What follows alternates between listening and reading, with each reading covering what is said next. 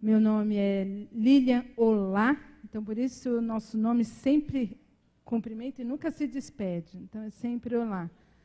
Eu sou crente em Jesus Cristo, trabalho no ministério com surdos. Cara, quando eu vi o pessoal falando a idade aqui, eu falei, tomara que o Olivério não fique falando o tempo de trabalho. Eu não vou perguntar qual a sua idade, mas quantos anos você tem mesmo? Não, até falo, 47. Ai, pronto, fácil. Faço este ano 47 anos. Isso para a cultura surda é muito normal. Falar a idade, cara, é a primeira coisa que normal? Muito, muito interessante. Mas apresenta o pessoal, que depois a gente entra na cultura.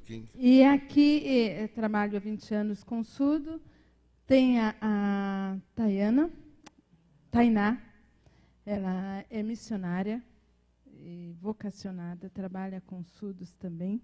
Eu acho que ela vai falar melhor sobre isso. Tem a Rosana, de São José do Rio Preto, com o projeto da Missão Batista, lá em São José do Rio Preto, da qual o pastor Márcio... Tem o Márcio que ninguém chamou, está aqui. Deve explicar e esclarecer legal. O Márcio é o pastor da Igreja Mãe, da Missão Libras, lá em Rio Preto. E tem a Gisele, que nós conhecemos neste evento aqui. Ela é de Penápolis. Este é o sinal da cidade em que ela mora. Penápolis. A Gisele, ela é filha do pastor Fernando Fernandes, não é isso? Exatamente. Aquele sobrancelha. Esse é o sinal dele, é o nome na cultura surda. Como é que é isso aí? O nome na cultura surda, como é que é? Pois é, nós temos o nosso nome, você tem o seu nome registrado no RG, de vez em quando eu vou sinalizar aqui, mas tem a Tainá aqui, eu vou segurar minhas mãos. E quando nós entramos, temos contato na cultura surda, nós recebemos um sinal. E este sinal é o nosso registro na cultura e na comunidade surda. Então, é muito importante que, quando você recebe este sinal, você já diz de cara se gostou ou não, porque não se muda sinal. Você recebe essa marca e vai até Jesus voltar com este sinal. Você recebe um novo nome. Um novo nome. Por exemplo, meu nome é Lilian Olá, meu sinal é este aqui. Então, toda surdança já me conhece. Como é que é? É o L, puxa, paz e amor, e o V. Oi. Porque o meu nome é Lilian Vânia, e aquela história que o surdo sempre dá o sinal com uma característica sua. Uhum. A característica do meu sinal hoje eu não possuo mais, porque eu tinha cabelos longos, meio ondulados, cacheados, então eles se foram, mas o sinal permanece. Então isso tem a ver... Tem a ver com uma característica que eu O meu tinha. sinal é assim. Pois é. Libério, Nadiele, missionário. Exatamente. Interessante. Conta para nós aqui. Vamos mudar um pouquinho aqui para Rosana, né? Falei certo? Isso, Rosana, isso. Boa noite a todos. Qual que é o seu sinal, Rosana? Meu sinal é esse aqui. É um R, sinal de R aqui numa pintinha. Põe o microfone aqui, senão eu não escuto aí. Aqui na pintinha. Ah, tá. É esse meu sinal. Tainá, qual que é o seu sinal? Como é que é? T. Tá. O pastor Márcio também tem. E o Marcião, como é que é o seu, Márcio? Microfone. Antes de ser pastor, eu só cantava, entendeu? Tá, mas Aí os caras me batizaram de cantor, assim, microfone. Microfone. Então como é que é? Como é que é? Faz de novo. Filma esse negócio aí. Eu tenho trauma com P, porque eu não consigo fazer o P direito. Mas é assim, ó, de pastor, né, pastor? E assim, por causa do microfone, porque antes de ser o pastor da igreja, eu só era lá do louvor e tal. Quando ele fez assim, eu pensei que ele já ia emendar aqui. Esse cara vai emendar o negócio aí. Rosana, você trabalha quanto tempo com surdos? Eu estou trabalhando com surdo já tem há 4 anos. 4 anos. Isso, 4 anos. Isso, tá tudo lá sempre na região de Rio Preto. Sempre em Rio Preto. Qual que é a população de surdos, por exemplo, naquela área lá? Você tem noção? Rio Preto e região, nós temos aproximadamente 4.000 surdos. 4.000? Isso. Segundo a pesquisa do IBGE, em 2010, foi a última pesquisa que saiu. Então, tem aproximadamente 4.000 surdos. 4.000 surdos. Isso. E as igrejas lá na região, elas desenvolvem trabalhos assim, ou isso é uma coisa bem específica da igreja da área norte lá? A área norte, né, que fala? Região Norte. Lá em Rio Preto, a única igreja que tem trabalho com surdos é a Missão. Antes era com o ministério, que era dentro da igreja, né? Hoje não, hoje é a Missão Batista em Libras. Né? Elas têm um espaço deles, onde tem os cultos deles. É uma igreja específica para surdos. Isso. Então não é, por exemplo, o surdo no meio do pessoal ouvinte. Não, hoje não é mais. Pode ouvinte sim, porque a primeira língua é em Libras e a segunda é o português. Então lá tudo é em Libras. Tem do ouvinte, tem a tradução para o ouvinte, a gente fala. Mas não tudo é em Libras lá. É um prédio, né, tem a igreja e tem uma casa onde é um sobrado e é à parte o culto deles. EBD, é uma igreja para os surdos. Interessante. Quantas pessoas atendem lá? Tá. Membros mesmo, está frequentando, nós temos 5. Tem domingo que vem mais, porque eles trazem visitante, às vezes vem algum ouvinte. Né? O surdo ele é difícil de alcançar, porque ele é surdo ou porque tem outros fatores assim, além de ser pecador como todo mundo, mas é mais difícil. Quais são os fatores de dificuldade para se alcançar um surdo? Assim, acho que falar do evangelho para o surdo e ouvinte, o fator de dificuldade talvez seja igual. Mas, assim, eles têm a língua própria deles, eles têm a cultura própria deles. Né? Então, você tem que entrar com isso. E fora, assim, que a família tem uma super proteção com eles também. Né? Lá em Rio Preto, a gente vê muito isso. Nós temos um caso de um casal que tem filhos, são casados, só saem de casa se o pai e a mãe permitir. Então, fica aquela super proteção. É um casal de surdos. De surdo, tem uma filha e só sai de casa se o pai e a mãe permitir. A filha também é surda? Não, a filha é ouvinte, é uma menina de uns 8 anos, mais ou menos, de idade. Marcação cerrada ali em cima. Para ir na igreja tem que buscar, pedir permissão para o pai. Se o pai deixar, eles vão na igreja. Se o pai não deixar, eles não vão. Puxa vida. Então tem essa super proteção ali naquela região. Né? Certo. Tainá, você parece que é meio caçula nesse negócio, né? Ou não? Não é não? É veterana? É veterana? Bom, eu comecei a trabalhar com surdos com 13 anos de idade. Hoje eu estou com 26, então já é longos anos trabalhando com surdos. Foi meu chamado missionário aos 13 anos de idade para trabalhar com surdos, para missões mundiais, especificamente para Israel. Mas enquanto eu ainda não posso ir para lá, eu fui me formando, fiz fisioterapia, depois eu fiz uma pós em missões no CIEM, lá no Rio de Janeiro. E agora estou ajudando a missão em Libras em São José. E a minha próxima viagem vai ser para Portugal, agora em junho, no Tour of Hope da Missões Mundiais. E como missionária e como fisioterapeuta. E também vou como intérprete, caso eu encontre algum surdo lá, como é meu chamado, então, com certeza. Mas a língua é a mesma, por exemplo? Que fala não é universal. Fala Libras, porque é linguagem... Língua brasileira de sinais. E como é que faz, então, se encontrar um português? Lá, Libras é diferente. A língua de sinais portuguesa. E aí, por exemplo, o inglês é outra história? Ou o inglês é diferente de país para país? O inglês também é diferente. Então não tem uma língua, não existe uma língua assim... Não é universal. Então, eu vou levar pelo menos o alfabeto, né, de lá, de Portugal, para eu conseguir me comunicar datilografando, né, escrevendo as palavras para tentar me comunicar com algum surdo que eu encontrar lá. Puxa vida, pensei que era tudo igual. Você também pensou, que não quer admitir, entendeu? Dentro do Brasil, os sinais são diferentes? É regional, né? Lá em São José, por exemplo, os sinais são totalmente diferentes de São Paulo, capital, onde eu moro, que é em Cotia também, é bem diferente. Rio de Janeiro, que eles soletram bastante. A gente usa bastante sinais em São Paulo. Tem sinais para muitas coisas. Mas peraí. Então, quando aparece alguma coisa na televisão lá, que o pessoal faz uma propaganda de algo em que tem a tradução lá de sinais, que língua é aquela? Geralmente é a língua brasileira de sinais. Mas de lá de Brasília. E aí os surdos de São Paulo tentam acompanhar pelo contexto. É de Brasília? Porque são os intérpretes de lá. Geralmente... Depende de onde é filmado. É filmado em Brasília, mas tem outros intérpretes de outras regiões. Então, o surdo ele se adapta fácil, né? Porque é uma língua que ele já nasceu, já sabendo e aprendendo, fazendo cursos. Seria como sotaque? Sim, sotaques, que nem a gente tem sotaques, a gente tem dialetos, os surdos também. Tem isso. Como é que é o Oxente em Libras?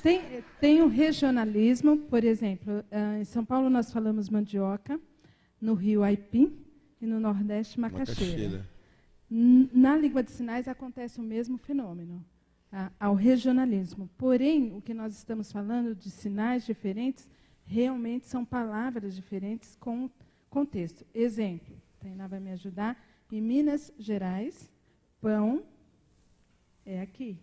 Em São Paulo, pão é aqui. Então, um sinal totalmente construção, configuração de mão, ponto de articulação, que isso são elementos da língua de sinais feitos diferentes. Minas, então, pão é aqui. Pão é aí e São Paulo aqui. É aqui. Então, são sinais, então significa palavra diferente, construção diferente da língua. Puxa vida. E a Regiane? Gisele, eu estou com a Regiane na cabeça. A Gisele disse que ontem que teve dificuldades por causa dessa questão de ser surda. O pessoal parece que tinha dificuldade de se comunicar com ela. Como é que você entende, Gisele, essa questão desses sinais diferentes? Para você é fácil pegar sinal de outro lugar? Aí a Lilian traduz lá. Okay.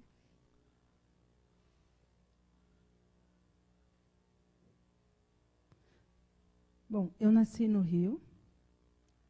A minha família, meus pais, meu pastor, nós trabalhamos numa igreja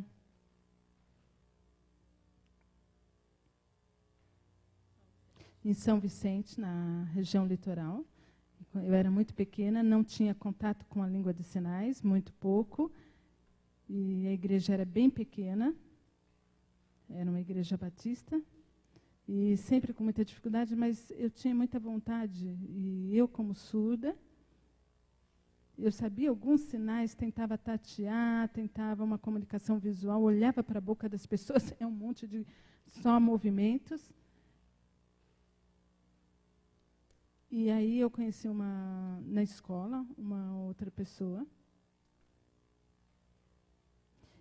E eu percebia que na escola era uma segregação, era separado, né? Os ouvintes, os surdos. E, puxa, eu sempre entendi, eu sou surda. E eu preciso superar isso. E assim eu cresci. E tive o aprendizado de obedecer à minha família e mudamos para São Paulo. Moramos na Moca. E aí meus pais aprenderam sinais. Isso foi extremamente importante para a minha vida. Na idade de 8 anos, quando eles começaram a aprender sinais. E aí foi uma experiência de começar a dar sinal para as coisas, dar significado às coisas. E aí nós comunicamos, fomos caminhando nesse sentido da comunicação em sinais. Em Penápolis, depois que eu mudei de São Vicente, vim para São Paulo, e depois mudamos para Penápolis. E na escola eu ficava procurando outros surdos que estudassem ali. Mas só tinha uma sala muito pequena. E eu tinha muita vergonha, porque eu, como surda, a minha comunicação era toda visual, e eu só falava com a minha mãe em sinais, e as pessoas ficavam muito curiosas, mas não sinalizavam nada, não sabiam nada da língua de sinais. Zero em comunicação em sinais. E as pessoas me olhavam com muita curiosidade, com estranheza. Aí eu falava, oi, tudo bem? E as pessoas riam de mim, faziam chacotas como mímica para mim. Isso me deixava muito triste, eu tinha que ter muita paciência com as pessoas. E aí a professora ficou admirada. Puxa, você pode nos ajudar a ensinar as pessoas. Mas havia muito desprezo, não havia interesse nesse sentido. E foi passando o tempo e eu fui percebendo que eu tinha que ter força e esforço para usar a língua de sinais. E você é casada, Gisele, hoje? Você é casada? Alô? Faz 2 anos que eu sou casada com um surdo, com o Danilo. Ele não é missionário, trabalha normalmente numa empresa.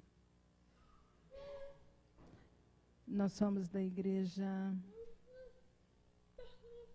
em Penápolis há 14 anos.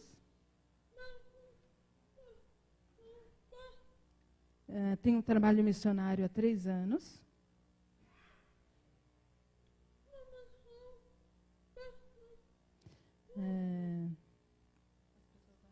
As pessoas dão ofertas e ajudam, e eu sou uma missionária sustentada pela igreja para trabalho específico em ministério com surdos. Nós temos uma amiga minha que é intérprete, Priscila. Acho que ela está aqui. É essa? Isso, a Priscila Quem está ali. Priscila? Este é o sinal dela. E nós trabalhamos lá. Quer dizer que hoje, então, Gisele, você tem...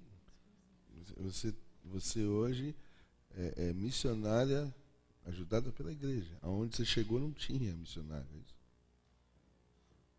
Isso mesmo. Eu sou a primeira missionária surda.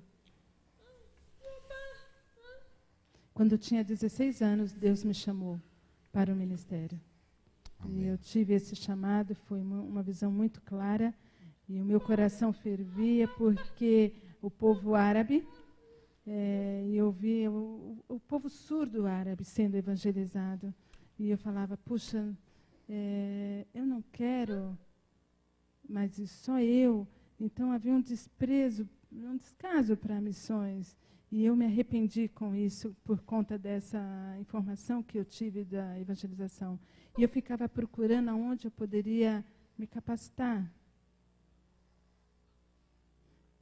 E aí, durante um tempo, Deus tocou em meu coração e Ele continuava falando comigo.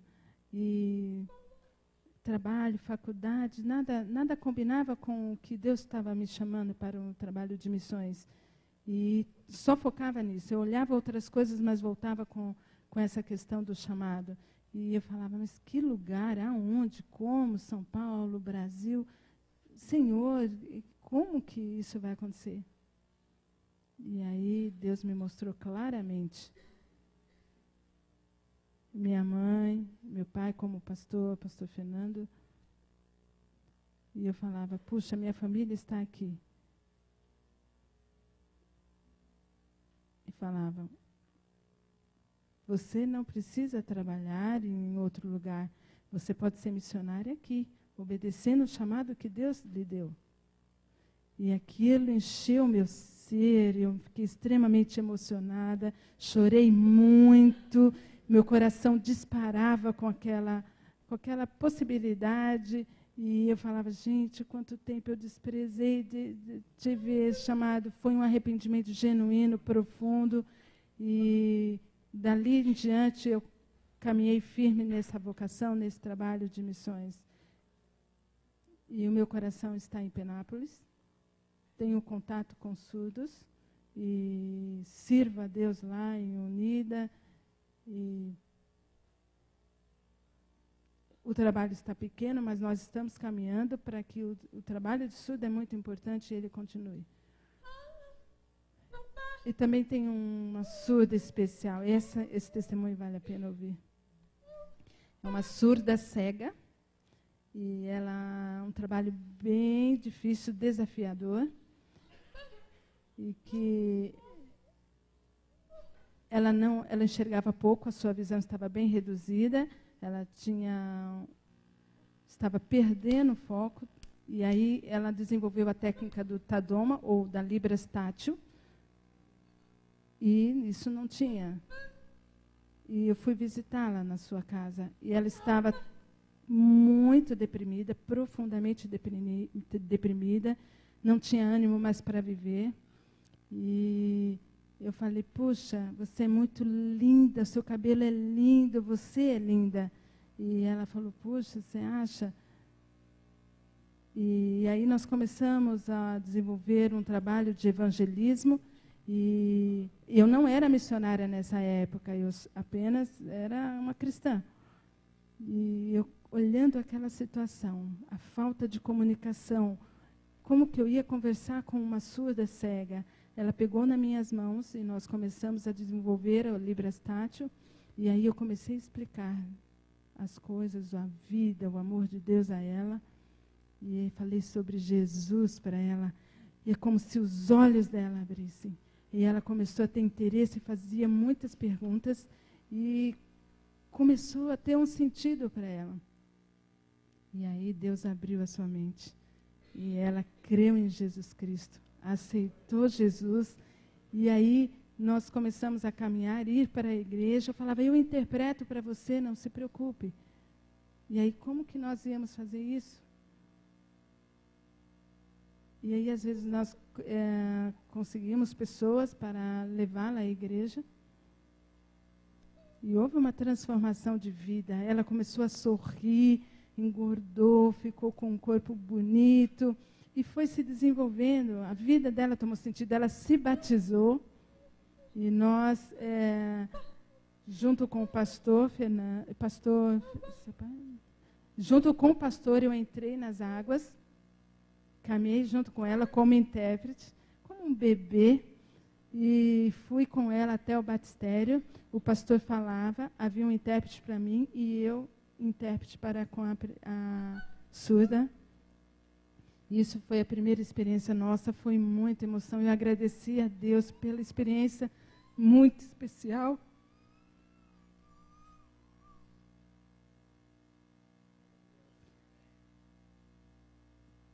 Deus tocou a minha vida e eu pude ser usada por Deus naquele momento.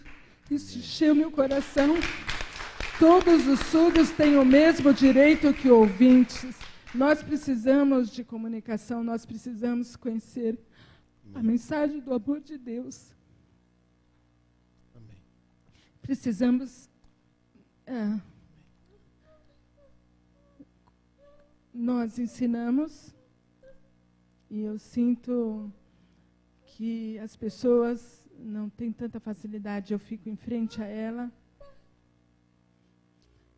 e é uma experiência muito forte. Então, às vezes, ela, como tinha uma visão muito difícil, eu tinha que fazer experiência para tamanhos de letra, papel, para que ela conseguisse enxergar. Ela não tem a visão focada, é periférica. E aí eu fazia umas letras bem grandes, e ela, pela lateral periférica, ela conseguia ler um pouco do que eu escrevia, junto com os sinais, e isso foi perfeito. Foi um trabalho muito bom. Foi assim que eu pensei, ter ideias para alcançar essa menina. Amém. Meus irmãos, quando a gente sai do banco, as pessoas chegam a Jesus. Não interessa de que jeito que a gente sai. É isso aí que você tem que contar lá na sua igreja quando você voltar para casa. Fala, irmãos, sai do banco. Irmãos, vamos avançar. Irmãos, tem gente para ganhar. Irmãos, tem gente para fazer parte da família. Tem gente fora da casa do Pai. A gente tem que buscar esse povo que está fora da casa do Pai.